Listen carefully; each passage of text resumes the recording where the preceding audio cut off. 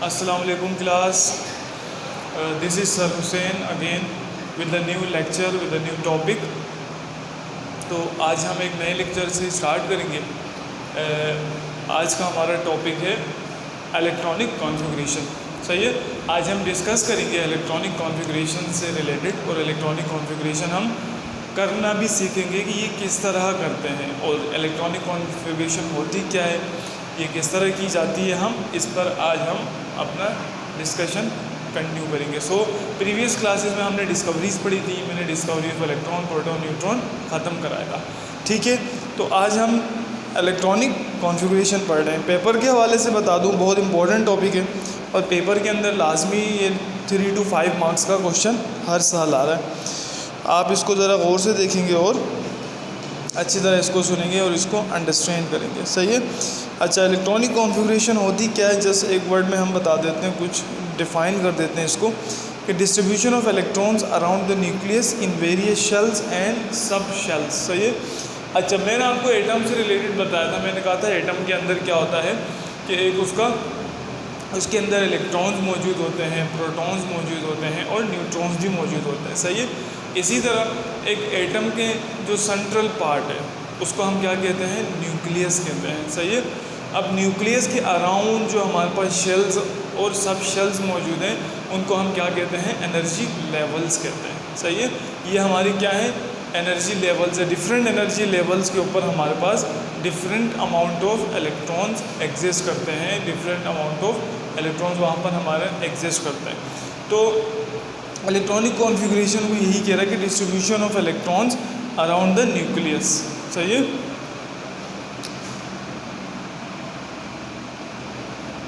Distribution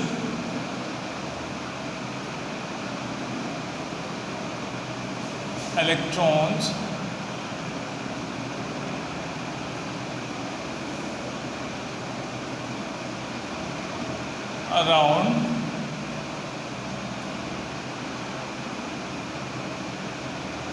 around the nucleus. सही. Distribution of electron around the nucleus. Nucleus के around electrons की distribution क्या होती है, इलेक्ट्रॉनिक कॉन्फ़िगरेशन होती है. सही है. कहाँ पर डिस्ट्रीब्यूशन होती है, न्यूक्लियस के अराउंड क्या होते हैं हमारे पास, various shells and sub shells होते हैं according to the increasing energy. सही है. Distribution of electrons around nucleus in various shells and sub shells.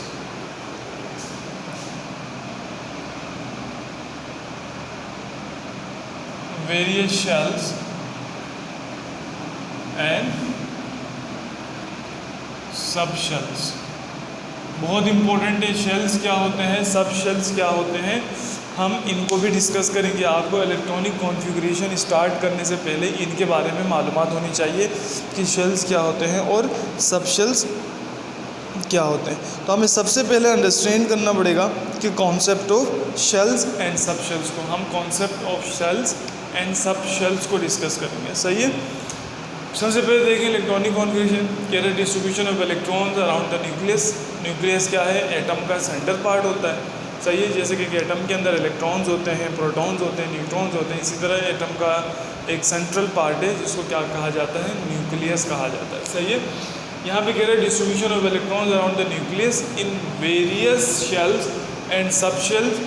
सही है. डिस्ट्रीब्यूशन इलेक्ट्रॉन्स की शेल्स और सब शेल्स के अंदर करना इलेक्ट्रॉनिक कॉन्फ़िगरेशन कहलाती है. सिंपल. हम इलेक्ट्रॉन्स को क्या कर देते हैं, अपने स्लॉट्स में या अपनी डिस्ट्रीब्यूशन में हम उनको क्या कर देते हैं, डिस्ट्रीब्यूट कर देते हैं. इस डिस्ट्रीब्यूशन को इलेक्ट्रॉनिक कॉन्फ़िगरेशन कहते हैं. अब इस डिस्ट्रीब्यूशन को करने का या फिर इलेक्ट्रॉन्स को अपने शेल्स और सब शेल्स के अंदर फिट करने का या उनको प्लेस करने के कुछ रूल्स हैं, कुछ मेथड्स हैं. वो मेथड्स क्या हैं, आपको शेल्स एंड सब शेल्स को अंडरस्टैंड करना पड़ेगा और हमें ये पता होना चाहिए कि हम एक शेल के अंदर कितने इलेक्ट्रॉन्स को प्लेस कर सकते हैं और हमारे पास कितने किस्म के शेल्स होते हैं. फिर हमें ये भी पता होना चाहिए कि हमारे पास कौन कौन से सब शेल्स होते हैं और किस सब शेल के अंदर हम कितने इलेक्ट्रॉन्स को फीड आउट कर सकते हैं. तो आपको ये दोनों चीज़ें पता होनी चाहिए शेल एंड सब शेल्स के बारे में. तो हम ज़रा आगे बढ़ते हैं. तो हम सबसे पहले कॉन्सेप्ट लेते हैं शेल्स से रिलेटेड.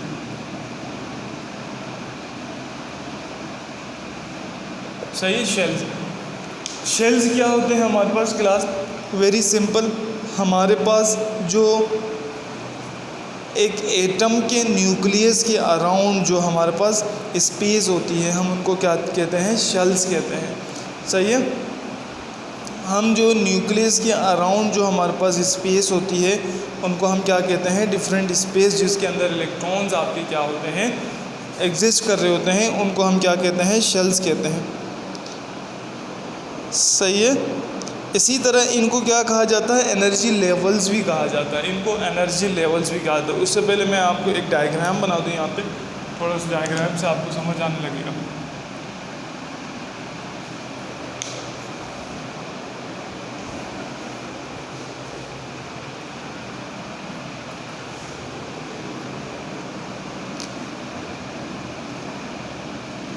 यहाँ हम बना लेते हैं एक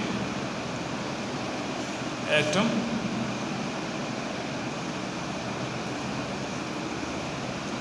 सही है। आप यहाँ पर देख सकते हैं कि हम एक एटम को रिप्रेजेंट कर रहे हैं। एटम को हमेशा इस फॉर्म में रिप्रेजेंट किया जाता है। सही, इन सर्कुलर शेप्स के अंदर, इन शेल्स के अंदर, इस शेल्स की डायग्राम और इन इस तरह के सर्कल्स के अंदर हम क्या कर देते हैं? एक एटम को अज्यूम करते हैं कि एक एटम है और उसके अंदर एग्जिस्ट करने वाले क्या हैं? ये सारे के सारे एनर्जी लेवल्स हैं, डिफरेंट एनर्जी लेवल्स हैं। सही है। आपके पास हमारे पास टोटल कितने एनर्जी लेवल्स होते हैं या कितने शेल्स होते हैं? हमारे पास टोटल, हम 4 शेल्स को डिस्कस करेंगे इस लेक्चर के अंदर। हमारे पास 4 शेल्स होते हैं। सही है। फॉर एग्ज़ाम्पल आपने कहा कि भाई ये सबसे सेंटर पार्ट हमारा क्या है? के शेल है, एल है और ये क्या है? हमारा एम शेल है। सही है। के, एल, एम और एक और शेल होता है जिसको हम क्या कहते हैं? एन शेल भी कहते हैं। तो ये हमारा कौन है? एन शेल है। सही है। हमारे पास टोटल कितने शेल्स होते हैं? 4 तरह के शेल्स डिस्कस कर रहे हैं हम। और हमारे पास के शेल होता है, एल शेल होता है, एम शेल होता है और एन शेल होता है। तो हमारे पास यहाँ मैंने बताया कि आपके पास क्या होता है? के शेल होता है, एल शेल होता है, के, एल, एम, एन, एन। ये हमारे पास 4 शेल्स पाए जाते हैं यहाँ पर। हमने कहा कि K shell, L shell, M shell और एन शेल। सही है। अब इसके अंदर कितने नंबर ऑफ़ इलेक्ट्रॉन्स एग्जिस्ट कर सकते हैं उनको हम डिस्कस करते हैं कि कितने इलेक्ट्रॉन्स हमारे पास एक शेल के अंदर एग्जिस्ट कर सकते हैं। सही है। अब यहाँ पर आपने ये याद रखना है कि एक शेल के अंदर कितने इलेक्ट्रॉन्स आते हैं। तो के शेल के अंदर हमारे पास 2 इलेक्ट्रॉन्स एग्जिस्ट करते हैं हमेशा। के शेल में टोटल कितने आ सकते हैं? 2 इलेक्ट्रॉन्स आ सकते हैं। सही है। इसी तरह एल शेल में कितने आते हैं? एल शेल में हमारे पास टोटल कितने इलेक्ट्रॉन्स आ सकते हैं? 8 इलेक्ट्रॉन हमारे पास आ सकते हैं एल शेल के अंदर। सही है। एल शेल के अंदर हमारे पास कितने इलेक्ट्रॉन आ सकते हैं? 8 इलेक्ट्रॉन।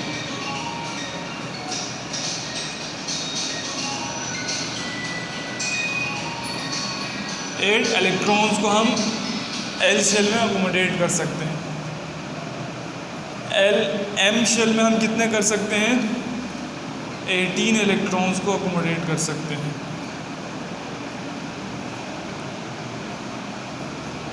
एन शेल में हम कितनों को अकोमोडेट कर सकते हैं? 32 इलेक्ट्रॉन्स को हम अकोमोडेट कर सकते हैं।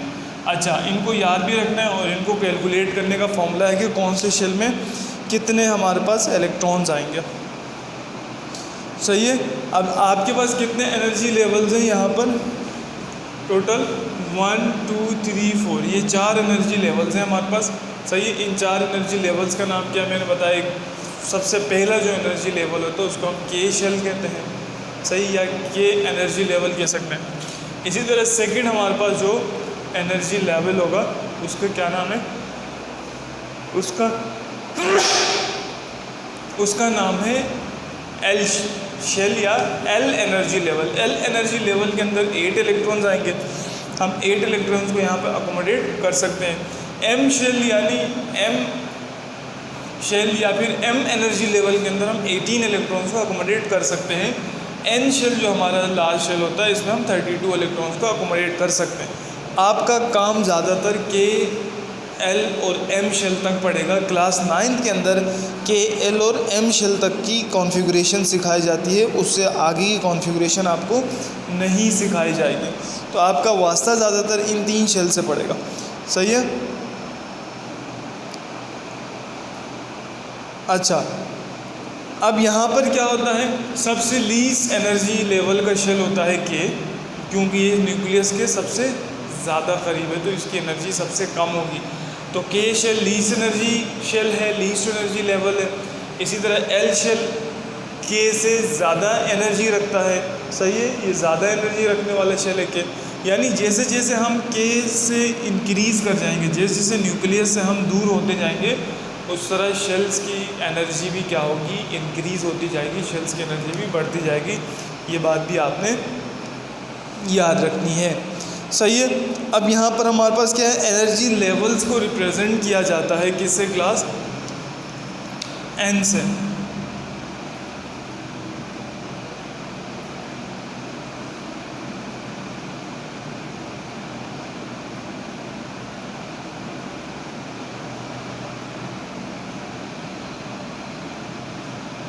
Energy levels are represented by small N.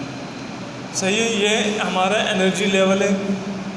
सही है। और एन के हम एन क्या लेते हैं, एन इक्वल हो सकता है 1 2 3 सो ऑन। सही है। एन क्या है कि हम ये एन ये बताता है कि कितने एनर्जी लेवल्स एग्जिस्ट कर रहे हैं एक आपके एटम के अंदर। फॉर एग्जांपल यहाँ पर हमारे पास अगर हम के शेल की बात करें तो इसके लिए एन कितना होगा, 1 होगा, यानी एक ही शेल है, एक ही एनर्जी लेवल है। मैं कह रहा हूँ कि एनर्जी लेवल्स को रिप्रेजेंट किया जाता है स्मॉल एन से। सही है। यहाँ पर कितने टोटल एनर्जी लेवल्स हैं हमारे पास इस time, 1। This is second energy level, this is third and this is fourth. ये आपका क्या है, फर्स्ट एनर्जी लेवल है, ये वाला आपका सेकेंड एनर्जी लेवल, ये वाला थर्ड एंड ये वाला फोर्थ। तो यहाँ पर आप देख सकते हैं अगर मैं इस शेल के लिए वर्किंग करूँगा तो यहाँ पर एन मेरा कितना हो जाएगा, 2 हो जाएगा। मैं इस थर्ड शेल की बात करूँगा तो मेरा एन कितना हो जाएगा, 3 हो जाएगा। और अगर मैं इस एन शेल की बात करूँगा तो एन शेल के लिए मेरा एन कितना होगा, 4 होगा। ये मैं क्यों बता रहा हूँ क्लास, ये मैं इसलिए बता रहा हूँ आपको कि आप ये इलेक्ट्रॉन्स कैलकुलेट कर सकें। इलेक्ट्रॉन्स कैलकुलेट करने का, किसी भी शेल में इलेक्ट्रॉन्स कैलकुलेट करने का, यानी एक शेल में कितने इलेक्ट्रॉन्स एग्जिस्ट करते हैं, ये मालूम करने का फॉर्मूला है। वो फॉर्मूला है हमारे पास एन स्क्वायर। क्या फॉर्मूला है, वो है हमारे पास फॉर्मूला एन का स्क्वायर। सही है। N square is the formula by which we can easily find the number of electrons.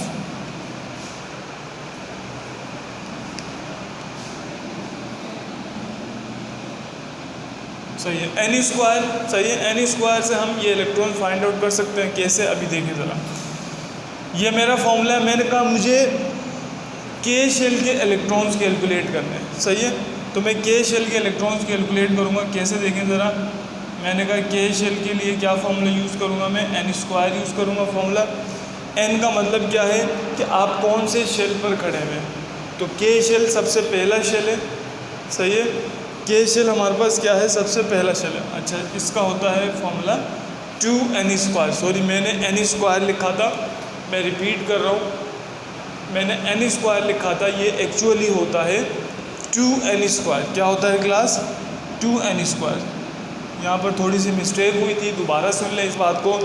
यहाँ पर किसी भी शेल के अंदर इलेक्ट्रॉन्स कैलकुलेट करने का फॉर्मूला होता है 2n स्क्वायर। सही है। अब यहाँ पर मैंने फॉर्मूला लगाया के शेल के लिए। किसके लिए लगाया मैंने फॉर्मूला, के शेल के लिए। मैंने के शेल के लिए जब फॉर्मूला लगाया तो के शेल के लिए देखें मैं क्या करूँगा। अभी यहाँ पर मैंने कहा 4 के शेल,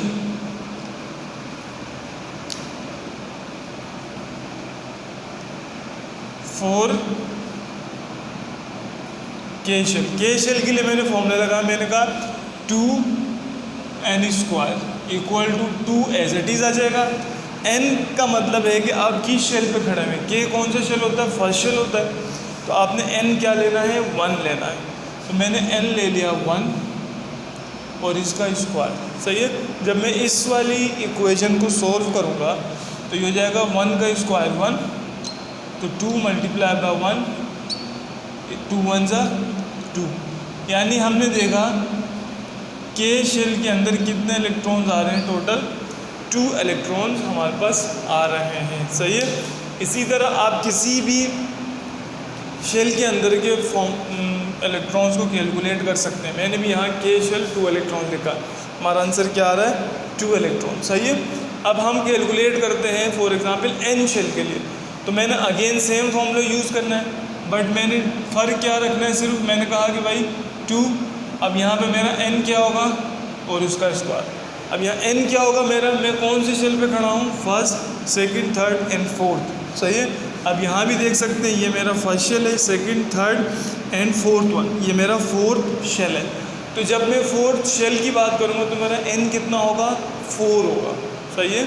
यानी मेरा एनर्जी लेवल कौन सा है? 4 है। तो मैं n की जगह क्या पुट आउट करूँगा? 4। मैंने कहा n मेरा क्या है? 4 है। सही है। हमने कहा 2 एज इट इज़ 4 का स्क्वायर कितना होता है? 16 होता है। सही है। 2 16 जा 32 इलेक्ट्रॉन्स। आप देख सकते हैं यहाँ पे n मैंने कितना लिखा था? 32 इलेक्ट्रॉन्स। और जब मैंने फॉर्मूला लगाकर के इलेक्ट्रॉन्स कैलकुलेट किए तो कितने आ रहे हैं? 32 इलेक्ट्रॉन्स आ रहे हैं। इसका मतलब शेल्स के अंदर के इलेक्ट्रॉन्स कैलकुलेट करने का फॉर्मूला है 2n²। आप इस फॉर्मूले को अच्छी तरह से याद रखेंगे। सही है। अच्छा, शेल से रिलेटेड मैंने क्या बातें बताई कि हमारा के कौन होता है? फर्स्ट एनर्जी लेवल होता है, यानी फर्स्ट शेल होता है। सही है। जिसकी एनर्जी क्या होती है? सबसे लोवेस्ट होती है। इसी तरह सेकंड हमारा होता है एनर्जी लेवल एल शेल। सही है। मोर एनर्जी होती है के शेल से, के शेल से ज़्यादा एनर्जी रखता है हमारा एल शेल। सही है। इसी तरह हमारा क्या है? थर्ड जो हमारा एनर्जी लेवल है उसको कहते हैं एम, यानी एम एनर्जी लेवल या एम शेल। सही है। जिसके अंदर मैंने बताया 18 इलेक्ट्रॉन्स आते हैं और हमारा मोर एनर्जी होती है इस एम शेल की एज़ कम्पेयर टू के एंड एल शेल। सही है। सबसे हाईएस्ट एनर्जी लेवल यानी सबसे हाईएस्ट जो एनर्जी रखता है वो हमारा एन शेल है। सही है। इस एन शेल के अंदर हमारे पास मैक्सिमम कैपेसिटी है, ये 32 इलेक्ट्रॉन्स को अकोमोडेट कर सकता है, 32 से ज़्यादा नहीं करेगा। सही है। अब यहाँ पर के 2 इलेक्ट्रॉन से ज़्यादा को अकोमोडेट नहीं कर सकता। तो इनकी हमारे पास ये वैल्यूज़ फिक्स्ड हैं, तो आपको ये वैल्यूज़ भी याद होनी चाहिए। सही है। तो सिंपल इस सब से ये समझ आ रहा है हमें कि अगर हम शेल को डिफ़ाइन करना चाहें तो शेल की डेफिनेशन क्या बनेगी क्लास के? सिंपल वर्ड्स में shells are the main energy levels that electrons can occupy. सही है। Simple, shells are the energy level that electrons can occupy. मैं यहाँ लिख देता हूँ, shells are energy levels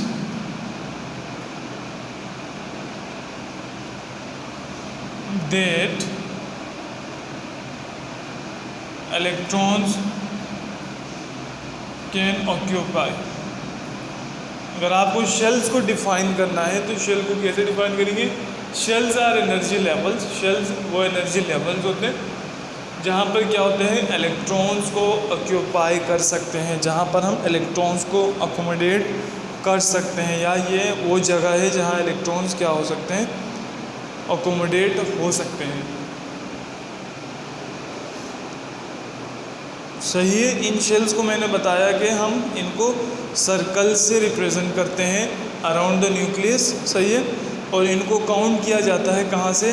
centre से। सही है। और नंबर ऑफ़ इलेक्ट्रॉन्स निकालने का फॉर्मूला हमारे पास 2n² मौजूद है, ये रहा। तो यहाँ पर हमारे शेल्स क्या हो गए?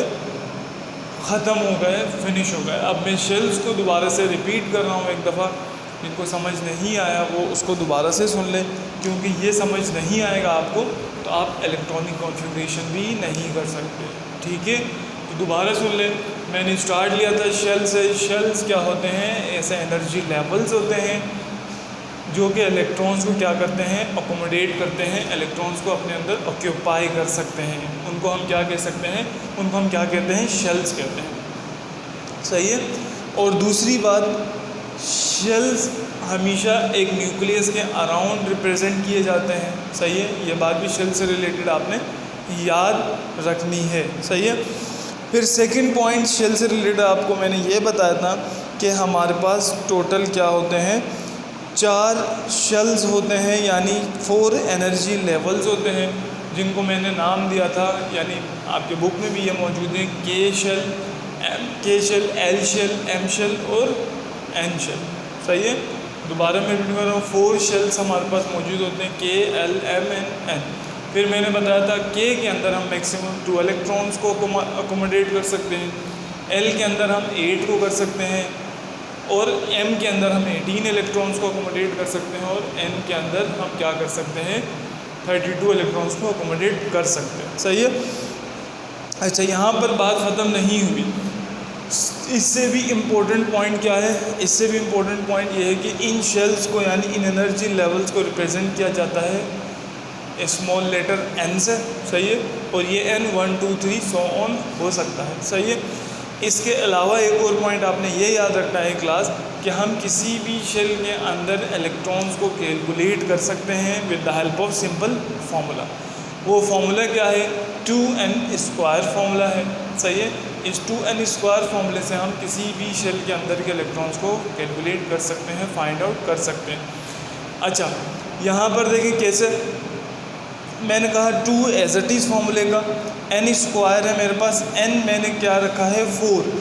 n मैंने क्या रखा है? 4। मैंने इसलिए 4 रखा है कि मैं वर्किंग कर रहा हूँ कौन से? 4th शेल पे, यानी 1st, 2nd, 3rd and 4th one. ये जो आउटर मोस्ट शेल है इस पे मैं वर्किंग कर रहा हूँ। तो इस आउटर मोस्ट शेल के लिए, यानी इस एटम के अंदर मेरे पास टोटल 4 शेल्स हैं, तो मैंने n क्या ले लिया? 4 ले लिया, क्योंकि मैं 4th शेल की बात कर रहा हूँ। अगर मैं 3rd शेल की बात करूँगा तो मेरा n कितना हो जाएगा? 3 हो जाएगा। अगर मैं बात कर रहा हूँ 2nd शेल की तो मेरा n क्या हो जाएगा? 2 हो जाएगा। सही है। आप जिस शेल पे खड़े हुए वो आपका क्या है? n है। तो मैं किस शेल पे खड़ा हुआ? अभी मैं n के लिए कर रहा हूँ, यानी 4th शेल के लिए कैलकुलेशन कर रहा हूँ। तो मैंने n क्या ले लिया? 4। इसको सोल्व किया तो मेरा कितना आ रहा है? टोटल 32 इलेक्ट्रॉन्स आंसर आ रहा है। यानी n के अंदर 32 इलेक्ट्रॉन्स की स्पेस है n शेल में, उससे ज़्यादा ये अकोमोडेट नहीं करेगा। सही है। यहाँ पर अच्छा, ये सारी बातें शेल से रिलेटेड मैंने बताई थी। आई होप आपको शेल बहुत अच्छी तरह समझ आ गया होगा कि शेल होता क्या है, और इसके थोड़ा सा आपके जहन में स्ट्रक्चर बन गया होगा। सही है कि ये हमारे क्या है? सारे के सारा शेल है। अच्छा, अब यहाँ पर एक चीज़ और याद रखनी है आपने, जो कि बहुत इम्पोर्टेंट है, वो है हमारे सब शेल।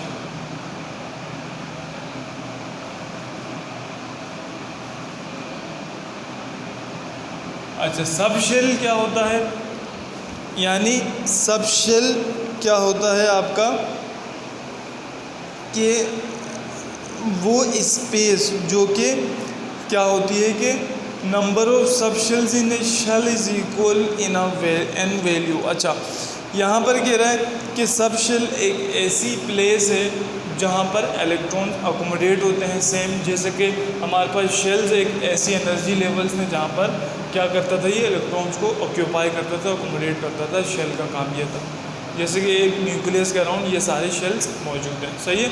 इसी तरह सब शेल क्या होता है? ये भी ऐसी स्पेस होती है जहाँ पे इलेक्ट्रॉन्स फीड होते हैं। सही है। और जहाँ पर आपको इलेक्ट्रॉन्स अकोमोडेट होते हैं। सही है।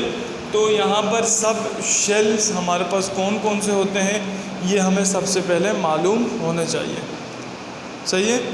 एक शेल के अंदर ही हमारे पास क्या होते हैं? सब शेल्स मौजूद होते हैं। सही है। एक शेल है, उसके अंदर हमारे पास क्या मौजूद होते हैं? सब शेल्स मौजूद हैं। तो हमारे पास सब शेल्स कौन कौन से हैं? टोटल हमारे पास सब शेल्स 4 तरह के सब शेल्स हैं। उनमें हमारे पास कौन कौन से हैं? एक तो आपका S shell, S sub shell होता है, दूसरा हमारा पी होता है, डी, और हमारा नेक्स्ट एफ। सही है।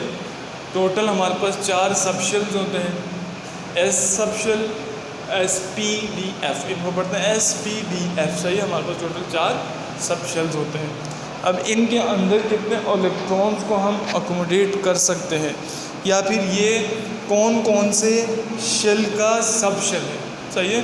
हमेशा सब शेल्स किसके होते हैं? शेल्स के होते हैं, यानी KLMN।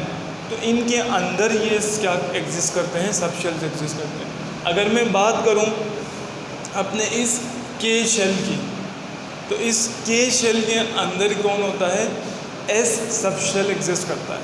सही है। S सब शेल एग्जिस्ट करता है। इसी तरह अगर मैं बात करूं L की, तो इस L शेल के अंदर सब शेल कौन एग्जिस्ट करते हैं? हमारे पास P शेल एग्जिस्ट करता है और S शेल एग्जिस्ट करता है। अभी बात समझ आ जाएगी। मैं एक दफ़ा इलेक्ट्रॉन्स लिख दूँ इनके। S के अंदर हमारे पास मैक्सिमम 2 इलेक्ट्रॉन्स आते हैं, P के अंदर 6 आ सकते हैं टोटल, और हमारे पास D के अंदर कितने आते हैं? 10 इलेक्ट्रॉन्स आ सकते हैं, और F के अंदर हमारे पास 14 इलेक्ट्रॉन्स अकोमोडेट हो सकते हैं। सही है। अगेन मैं रिपीट कर रहा हूँ, S के अंदर टोटल 2 इलेक्ट्रॉन्स आ सकते हैं, 2 से ज़्यादा अकोमोडेट नहीं करेगा, 2 आएंगे। P के अंदर 6 इलेक्ट्रॉन्स आ सकते हैं, 6 से एक्सीड कर जाएंगे तो अगले सब शेल में जंप कर जाएंगे, लेकिन 6 से ज़्यादा वो इलेक्ट्रॉन्स को अकोमोडेशन नहीं दे सकता। सही, अपने अंदर ऑक्यूपाई नहीं कर सकता। D के अंदर 10 आएंगे और F के अंदर 14 आएंगे। ठीक है। अब यहाँ पर S कौन से शेल का सब शेल है, ये पता होना चाहिए। S जो है आपके K का क्या है? सब शेल है। सही है। S आपके K का सब शेल है। तो हमारे पास यहाँ पे कौन आता है? ये हमारा K शेल है। ये हमारा कौन है? K शेल है।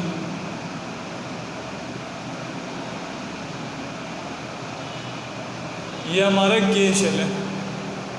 सही है। यानी इस K शेल का सब शेल कौन है? S है। क्लियर। इसी तरह हमारे पास अगर हम बात करें किसके? L शेल की, तो L में कितने इलेक्ट्रॉन्स आते हैं? टोटल हमारे पास 8 इलेक्ट्रॉन आ सकते हैं। तो हमारे पास जो L है, इस L के अंदर कौन आता है? एक तो S और P, यानी ये दोनों मिलकर, अगर हम इन दोनों को कंबाइन कर दें तो ये दोनों मिलकर क्या बनाएंगे?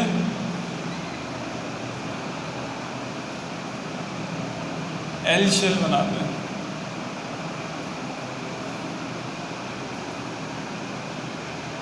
ये मेरा K शेल था और ये मेरा L है, यानी K का सब शेल कौन है? ऐसे।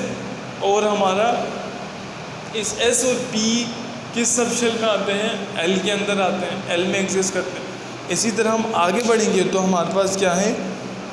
M के अंदर कौन कौन से सब शेल्स आते हैं? S, P और D। S, P और D हमारे किस में आ सकते हैं? M शेल के अंदर आ सकते हैं। उसकी वजह देखें, M शेल में 18 इलेक्ट्रॉन्स हैं, हमने 18 इलेक्ट्रॉन्स को कंप्लीट करना है। तो 2 + 6 8, 8 + 10 कितने होंगे? 18। तो ये तीनों सब शेल्स किस में होंगे? M के अंदर होंगे, यानी M के 18 इलेक्ट्रॉन। इसी तरह N की बात करेंगे हम, तो N के अंदर 4 सब शेल्स होते हैं, S, P, D, F। तो मैं यहाँ अलग से लिख देता हूँ। यानी जो मेरा K शेल है,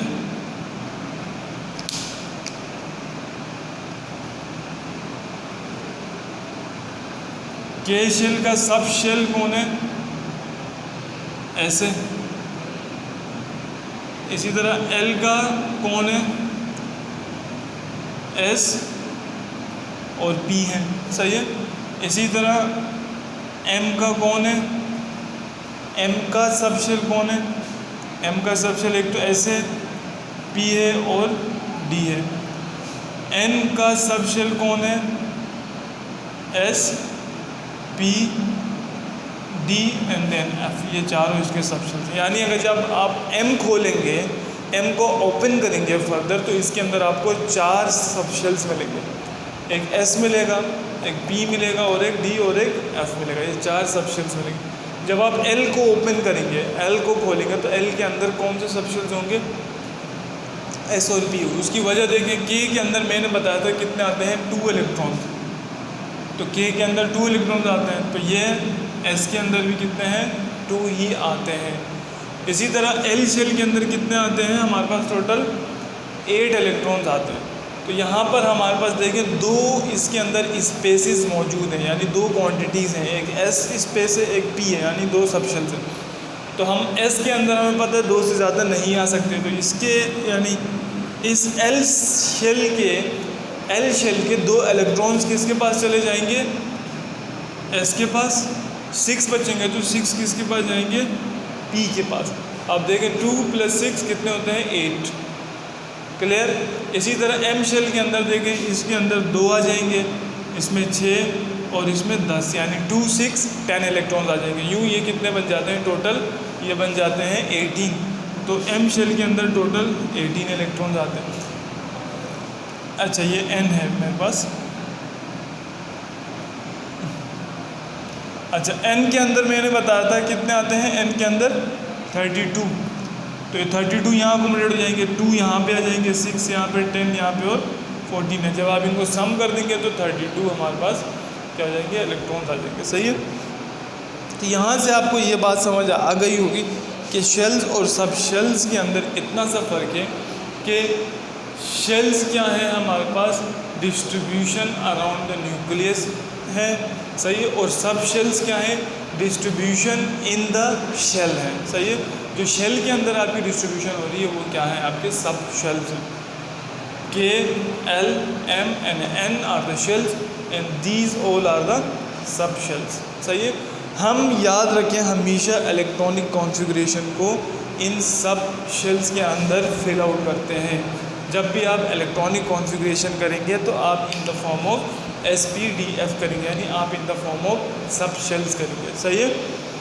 हम शेल्स के अंदर इलेक्ट्रॉनिक कॉन्फ़िगरेशन को प्रोसीड नहीं करते हैं। ठीक है क्लास? अच्छा, और यहाँ पर आपको ये याद रखना है लाजमी कि कौन से शेल के अंदर कितने इलेक्ट्रॉन्स आते हैं और कौन से सब शेल के अंदर कितने इलेक्ट्रॉन्स आते हैं, और कौन से शेल का सब शेल है S, या फिर अगर मैं M की बात करूँ तो M के अंदर कौन कौन से सब शेल्स आते हैं, या फिर अगर मैं N की बात करूँ N के कौन कौन से सब शेल्स हैं और उनके अंदर कितने इलेक्ट्रॉन्स हैं, N में ख़ुद कितने इलेक्ट्रॉन्स एग्जिस्ट करते हैं और उसके सब शेल्स के अंदर कितने कितने इलेक्ट्रॉन्स एग्जिस्ट करते हैं, ये सब आपको क्या होना चाहिए? पता होना चाहिए। तभी आप इलेक्ट्रॉनिक कॉन्फ़िगरेशन को प्रॉपर कर पाएंगे। ठीक है? तो यहाँ पर हमारे पास सब शेल से रिलेटेड यही इन्फॉर्मेशन काफ़ी है। आपने इसी को अच्छी तरह से लर्न करना है, इसको आपने अच्छे से याद रखना है अपने कॉन्सेप्ट्स के अंदर। अच्छा,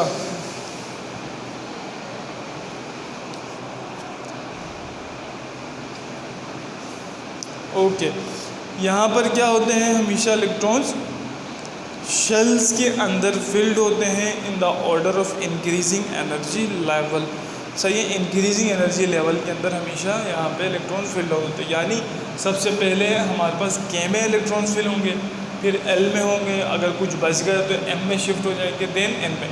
ऐसा नहीं होगा कि सबसे पहले इलेक्ट्रॉन हाई एनर्जी लेवल में फिल हो रहे हैं, नहीं, सबसे पहले लो एनर्जी लेवल से शुरू होती है।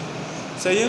लो एनर्जी लेवल से क्या होते हैं? इलेक्ट्रॉन्स फिल होते हैं। यूँ इलेक्ट्रॉन्स की फिलिंग ही होती है हमारे पास। सही है? यानी टॉप टू बॉटम इस तरफ होगी, यानी पहले K फिल होगा, फिर L फिल होगा, फिर M फिल होगा और आखिर में N शेल फिल होगा।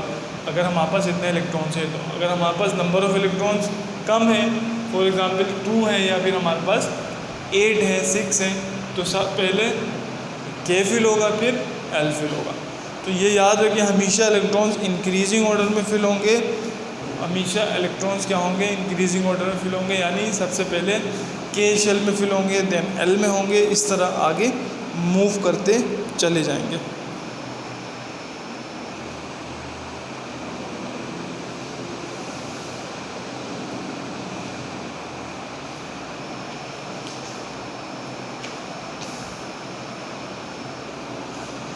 अच्छा, अब हम आगे बढ़ते हैं। एक छोटी सी ट्री है, वो मैं ट्री बना देता हूँ ताकि आप लोग क्या करें, उस ट्री को याद रखें।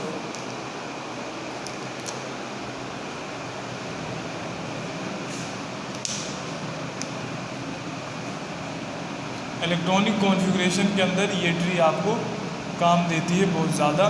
ये ट्री आप क्या करें, इसको याद रखें।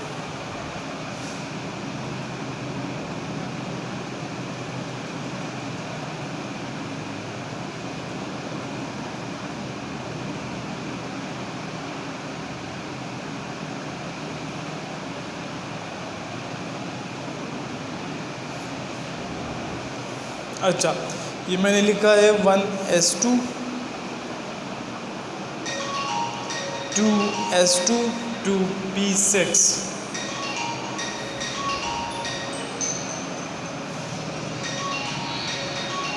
2p6, इसी तरह 3s2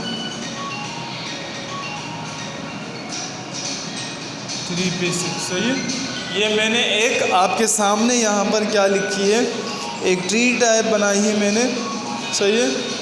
इसके अकॉर्डिंग हम क्या करते हैं, अपने इलेक्ट्रॉन्स की फीलिंग आउट करते हैं। हमेशा हम कैसे चलते हैं, टॉप टू बॉटम, यानी लेस एनर्जी लेवल से ग्रेटर एनर्जी लेवल की तरफ मूव करते हैं।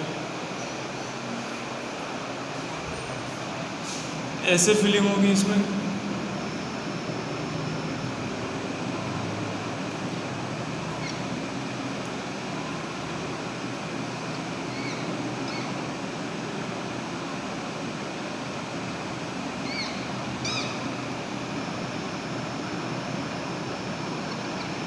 अच्छा, इलेक्ट्रॉन्स की फीलिंग इस डायरेक्शन में होगी।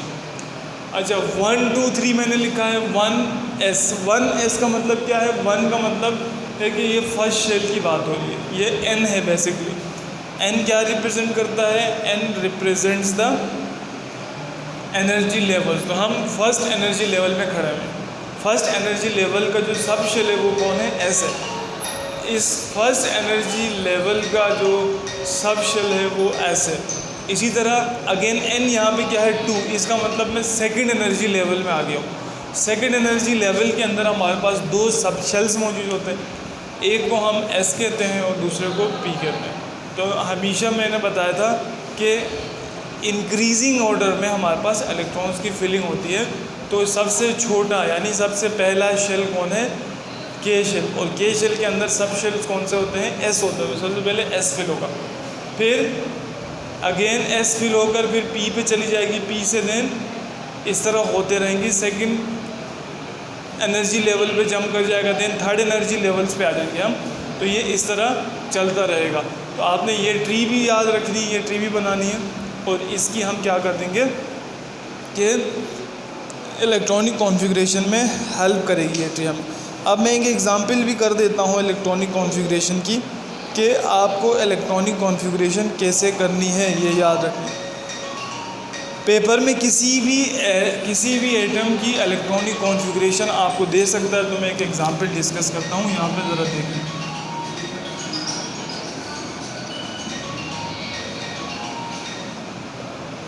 अच्छा, एग्ज़ाम्पल में मैं ले रहा हूँ कौन सा, एक ऐसा आपके पास इलेक्ट्रॉन है, एक ऐसा एटम है जिसका एटॉमिक नंबर क्या है, 11।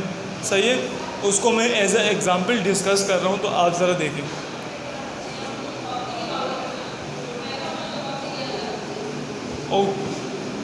सो यहाँ पर ज़रा एग्ज़ाम्पल डिस्कस करने के लिए हमारे पास टाइम बहुत कम है, तो हम इस एग्ज़ाम्पल को मे बी नेक्स्ट क्लास में डिस्कस करेंगे। या फिर अगर मैं बात करूं तो ज़रा देखें, ऐसा मैं ले रहा हूं जिसके अंदर क्या है, atomic number. So for example मैं एग्ज़ाम्पल ले रहा हूं किसकी, सोडियम की। इसका एटॉमिक नंबर क्या होता है, 11, एंड मास नंबर क्या होता है, 23। तो इसकी इलेक्ट्रॉनिक कॉन्फ़िगरेशन कर रहा हूँ, तो मैंने कहा फर्स्ट शेल में पहले फिलिंग होगी, 2 इलेक्ट्रॉन्स आ गए, देन कॉमा लिखते हैं, उसके बाद क्या करते हैं, मूव करते हैं सेकंड शेल पे, और ये कौन है, अगेन सेकंड शेल का एस फिल होगा, फिर सेकंड शेल का ही पी फिल होगा। तो आप ज़रा देखें, मैंने ये लिखा सबसे पहले 1s2, देन मैं यू मूव कर रहा हूँ, तो यहाँ पे पहला कौन आ रहा है, 2s2 आ रहा है, तो मैंने लिखा 2s2, फिर यू मूव कर रहा हूँ तो 2p आ रहा है, तो पहले किसको क्रॉस कर रहा है, 2p को, तो मैंने लिख दिया 2p। s में 2 आ सकते हैं मैक्सिमम, s में 2 आ सकते हैं, लेकिन p में कितने आते हैं, 6 आते हैं, तो मैंने यहाँ पे p में कितने लिख दिए, 6 लिख दिया। अब यहाँ देखें, हमने कहाँ तक जाना है, 11 तक जाना है। 11 तक जाने के लिए आपने 2 2 एंड 6 कितने होगा, ये हमारे पास टोटल 10 हो गए, लेकिन हमारे पास इलेक्ट्रॉन्स की फिलिंग कितने की होनी है, 11 की होनी है। तो अगेन एक और शेल लिखूँगा, मैंने कहा कॉमा, कॉमे के बाद मैंने कहा जब मैं यूँ चल रहा हूँ तो 2p के बाद कौन सा शेल क्रॉस हो रहा है, ये वाला शेल क्रॉस हो रहा है, 3 वाला, तो 3s। अब s के अंदर कितने इलेक्ट्रॉन्स आते हैं, हमारे पास 2 आते हैं, तो लेकिन हमारे पास जो मैक्सिमम इलेक्ट्रॉन्स है 11, हम 10 की फिलिंग्स कर चुके हैं, तो हम 1 इलेक्ट्रॉन इसको दे देंगे, यानी 1 इलेक्ट्रॉन की फिलिंग कर देंगे, तो यहाँ पर हमारा s का क्या हो जाएगा, 1 इलेक्ट्रॉन आ जाएगा। यूँ हमारे इलेक्ट्रॉनिक कॉन्फ़िगरेशन क्या हो जाएगी, कंप्लीट हो जाएगी। इसके साथ हमारा आज का टॉपिक भी ख़त्म हो गया। हम फर्दर इलेक्ट्रॉनिक कॉन्फ़िगरेशंस को नेक्स्ट क्लास में डिस्कस करते रहेंगे और बहुत सारी एग्जांपल्स हम डिस्कस करेंगे। टिल डेट आप इस कॉन्सेप्ट को अच्छी तरह समझें। जब तक खुदा हाफिज़।